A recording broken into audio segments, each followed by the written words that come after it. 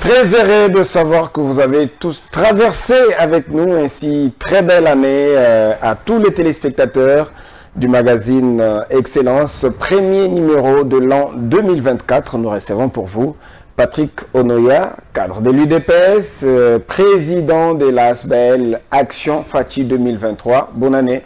Merci, merci et merci mon frère Jean-Paul. Action Fachi 2023, c'est fini avec l'élection de Félix Tshisekedi? Non, pas ça continue. Nous continuons avec le souvenir de la victoire écrasante de Félix Tshisekedi en décembre 2023. Alors, Patrick Onoya, tout un mystère, on ne sait pas les comprendre. C'est un analyste, un lobbyiste, stratège en investissement, tout ça. Est-ce que la présentation qui a été faite en amont est suffisante? Absolument, mais ce que j'aime le plus, c'est que je suis un enseignant et un chercheur. Ça, je pense qu'au-delà de toute casquette, je resterai un homme de la recherche. Alors, beaucoup ont contribué à l'élection de Félix Tshisekedi. Je rappelle que Félix Tshisekedi a été proclamé réélu avec 73,34%. Mais il y a eu une touche particulière de l'action Fachi 2023.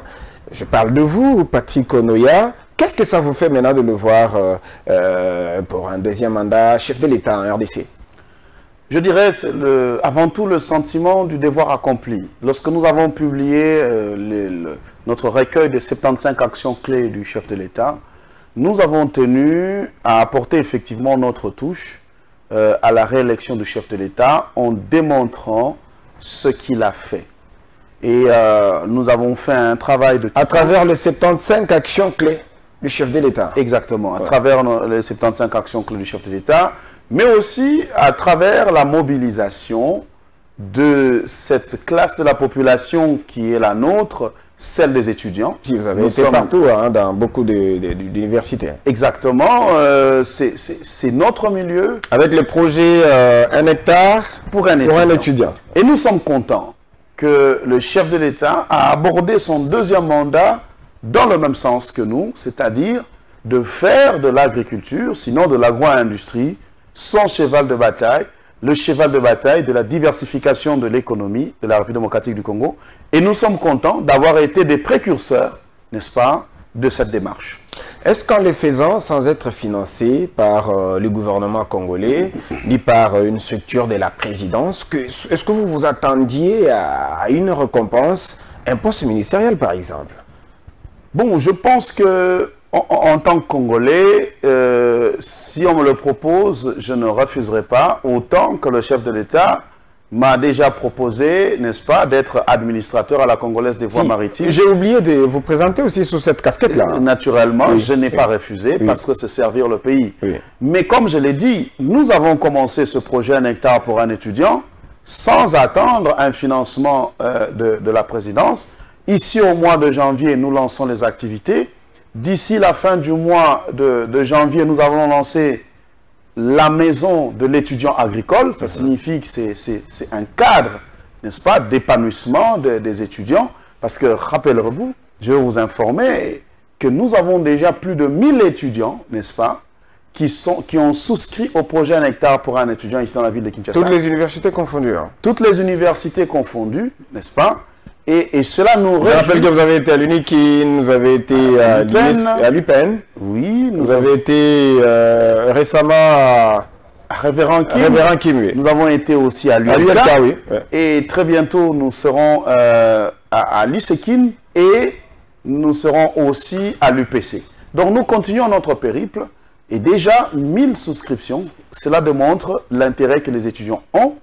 Et pour cela, c'est pourquoi nous lançons très prochainement la maison de l'étudiant agricole, qui est ce cadre-là où les étudiants vont recevoir une formation minimale sur l'agriculture, n'est-ce pas, et la production agricole, afin de pouvoir les orienter très prochainement vers des projets agricoles sérieux. Alors, parlons récompense. Lorsqu'un groupe de communicateurs de l'UDPS réclame auprès du chef de l'État, pour vous, Patrick Onoya, soit un ministère de l'Agriculture, un ministère de l'Industrie ou un ministère que vous aviez proposé autrefois? De l'investissement. J'ai vu, mais naturellement, cela a été une surprise aussi pour moi de voir ce groupe de communicateurs le réclamer. Mais je pense... Ça vous fait quoi? Ben, moi, je pense que, avant tout, ça veut dire qu'on ne prêche pas dans le désert.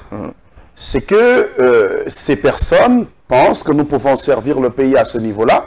Et nous pensons que si le chef de l'État veut bien, cela nous permettra de pouvoir appliquer le programme que nous avons. Mais je tiens à souligner que même si on n'est pas nommé dans ce gouvernement, le projet Un hectare pour un étudiant, n'est-ce pas, va réellement s'exécuter.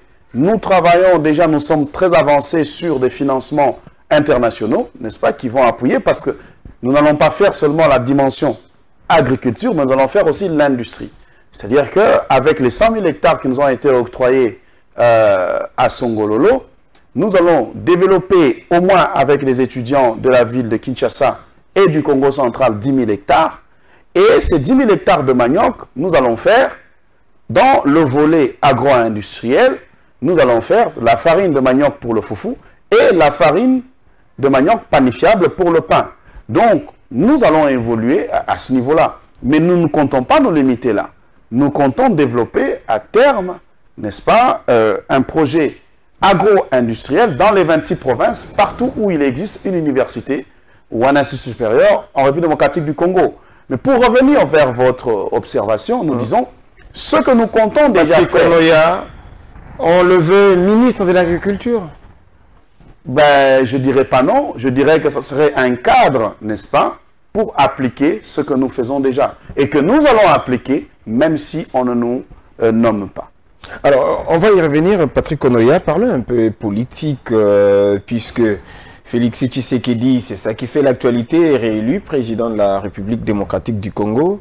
Qu'est-ce que vous répondez à ces principaux opposants, Moïse Katumbi, Martin Fayulu? Katumbi qui dit qu'on a volé le destin d'un peuple, Fayulu qui ne veut pas, lui, accepter ces résultats, simplement.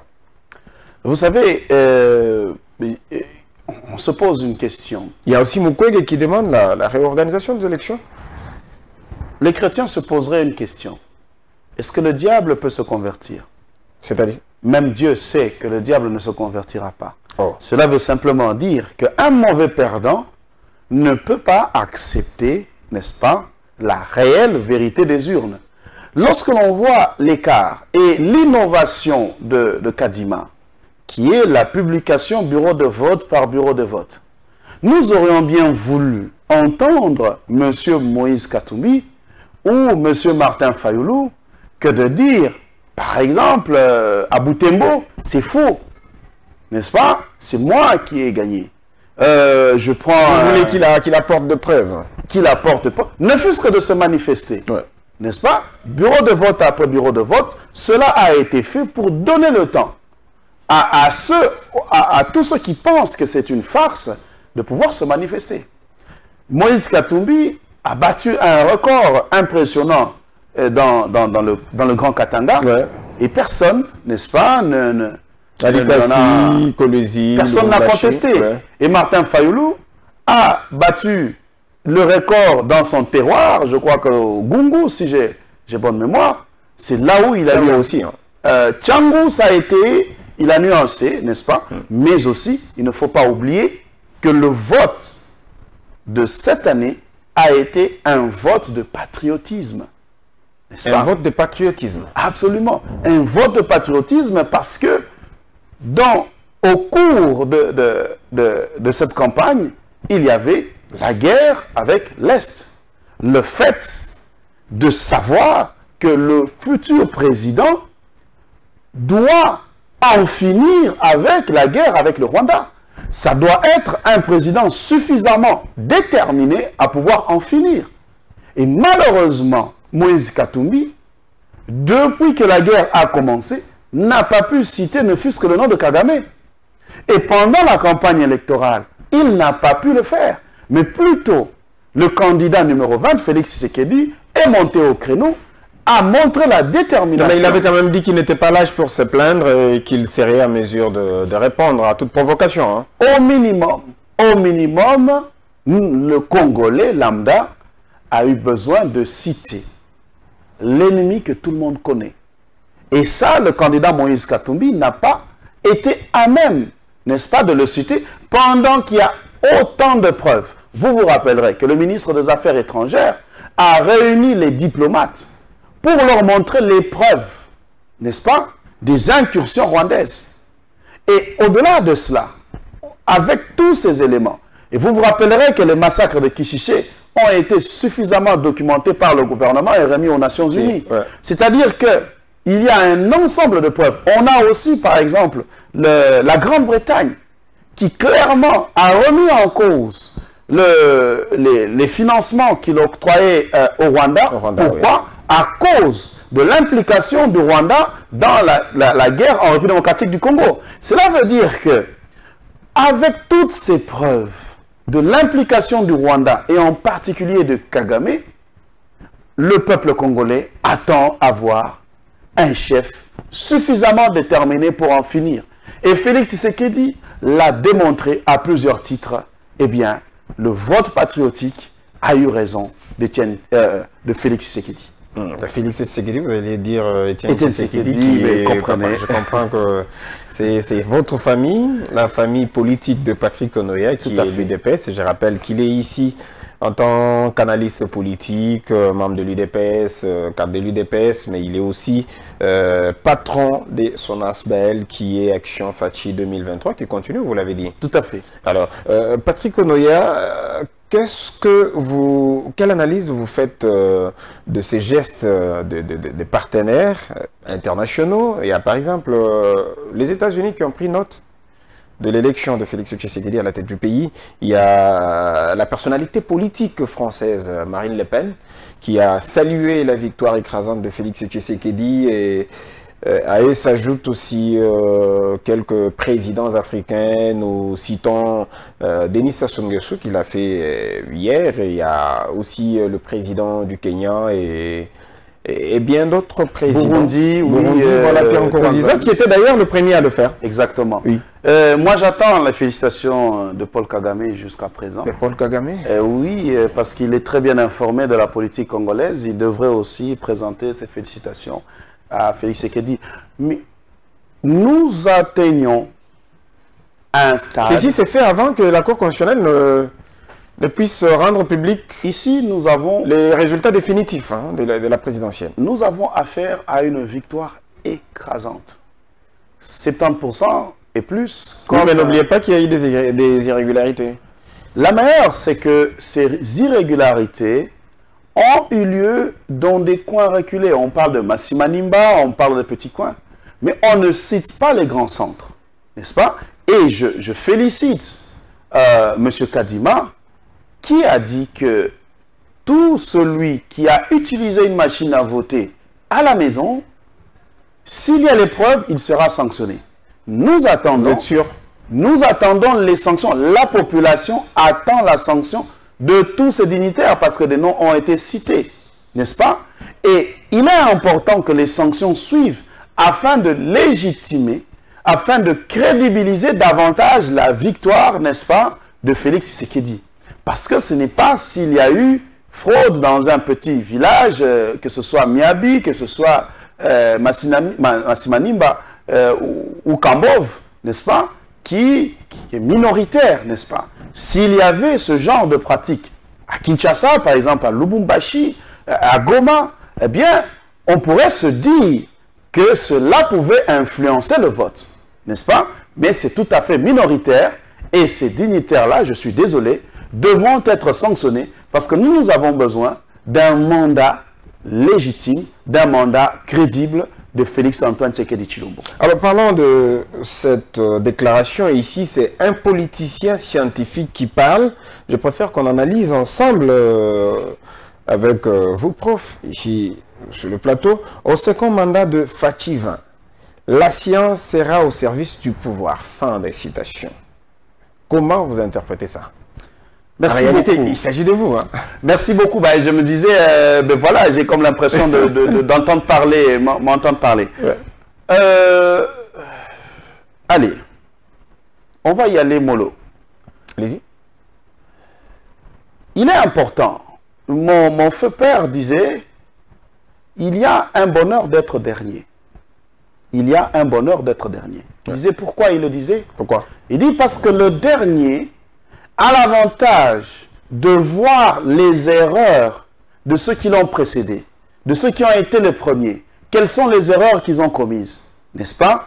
Afin que lui, le moment où lui il arrive premier, eh bien, il a une carte clairement dessinée de ce qu'il doit faire et de ce qu'il ne doit pas faire. La République démocratique du Congo est parmi les derniers, mais qui se complaisent à avoir un DIRCAB professeur d'université, un conseiller professeur d'université, pour se dire que j'ai des scientifiques avec moi. Or, ce que l'on oublie, c'est que lorsqu'un scientifique entre dans un cabinet ministériel, il perd du coup son indépendance d'esprit. Et aussi, il y a des matières qui nécessitent que ce soit un collège de scientifiques qui puisse analyser, et non un seul individu. Or, les grandes puissances, on constate que les politiques font un mariage parfait avec les scientifiques. Par exemple, lorsque le chef de l'État dit qu'il veut avoir un deuxième projet prioritaire qui s'appelle le développement de chaînes de valeur agricoles, ce qui se fait ailleurs, en Occident, c'est-à-dire que ce sont des thématiques qui vont être remises aux chercheurs du secteur afin de leur pondre les meilleures façons pour appliquer cela. En science, pour en arriver à des bonnes politiques publiques, permettez-moi la petite théorie. Allez-y. La première des choses, partant de l'identification du problème, il faut la conceptualisation de ce problème. Il faut le conceptualiser, le formaliser. Une fois qu'on a conceptualisé le problème, il faut le modéliser. Il faut trouver ce modèle de représentation de la solution. Et c'est partant de ce modèle, la modélisation, que provient la politique publique.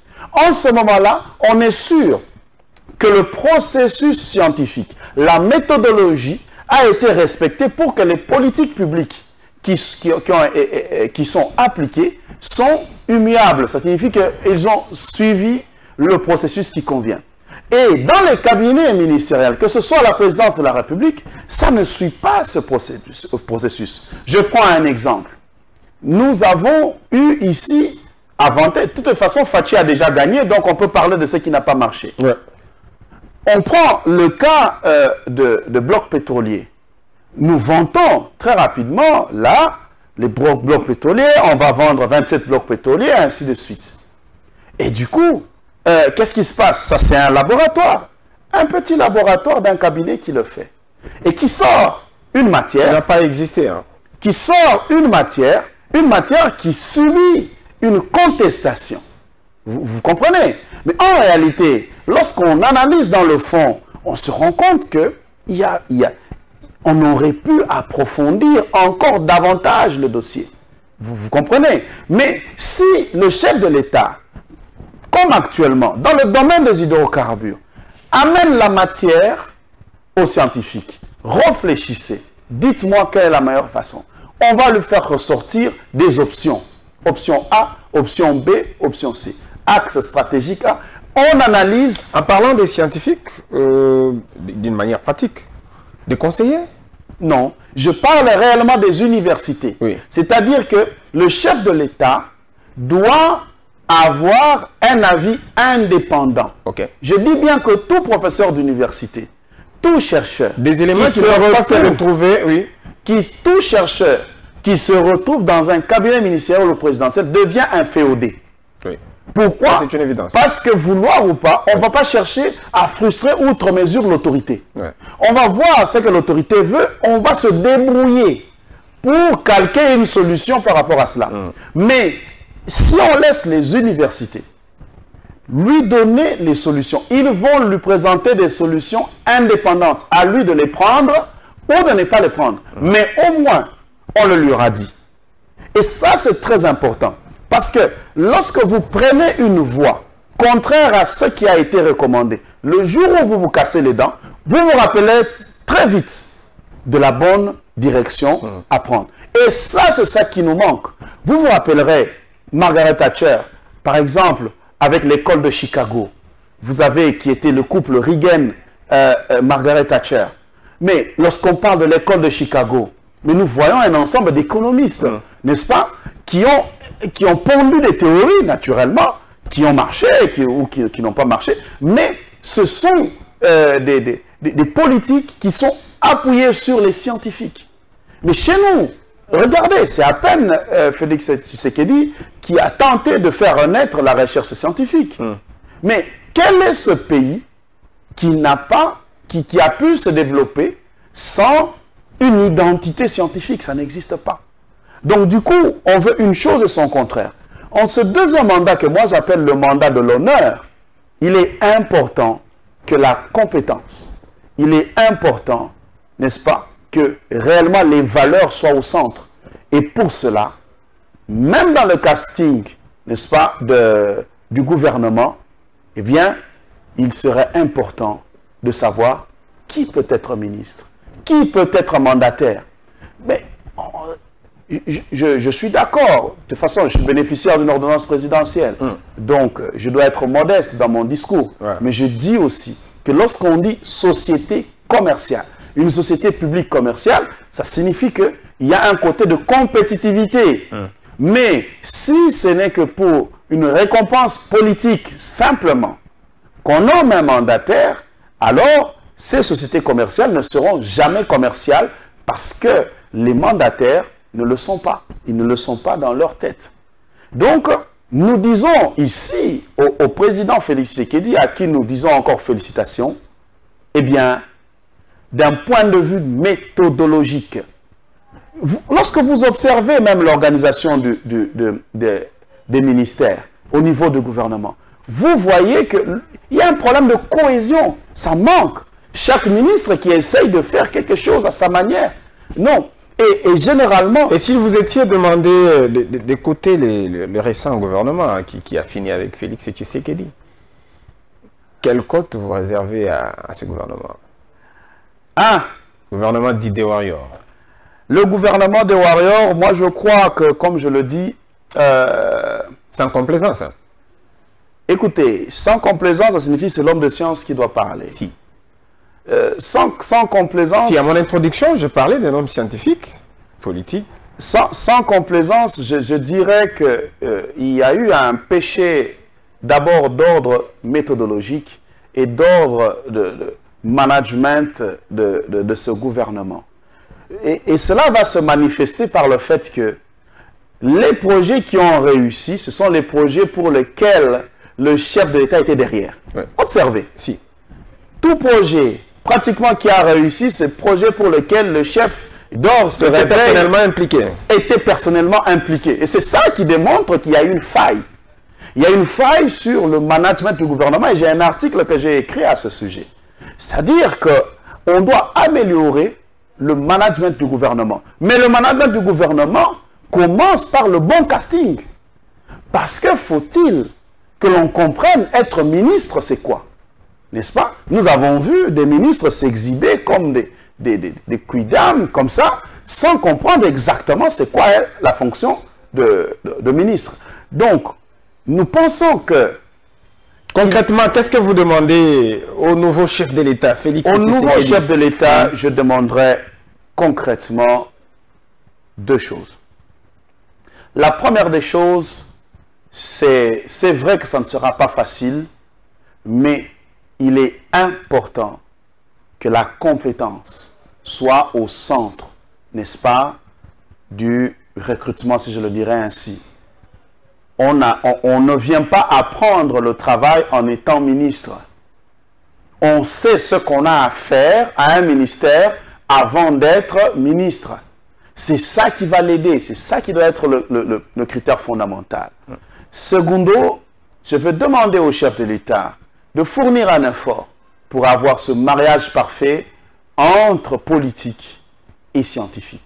Cela est très important. C'est ça qui fait des grandes puissances ceux qui grands. Or, nous sommes les derniers, n'est-ce pas? Et il est important que nous puissions épuiser cette réflexion à ce niveau-là. Troisièmement, je demanderai au chef de l'État réellement d'appliquer le principe du fouet et de la carotte. Nous voulons voir un chef de l'État qui voulez un Félix Tshisekedi un peu dictateur? Pas dictateur, oui, mais sévère. Parce que il y a des gens qui sont restés en poste même 5 ans et qui nous ont fait perdre 5 ans parce qu'ils n'ont aucun bilan, n'est-ce pas? Nous voulons un président de la République sévère, réellement, n'est-ce pas, comme on dit, qui applique le contrat de résultat. Vous avez un résultat, c'est bon. Vous n'avez pas de résultat, on vous met dehors. Parce que le second mandat, c'est le mandat de l'honneur. Le dauphin de Félix Tshisekedi sera favori si, nous parlons de 2028, il sera favori si Félix Tshisekedi, n'est-ce pas, réussit à imprimer, n'est-ce pas, à impulser réellement cette économie diversifiée qu'il promet. Nous avons vu ce qui s'est passé dans le Kasaï.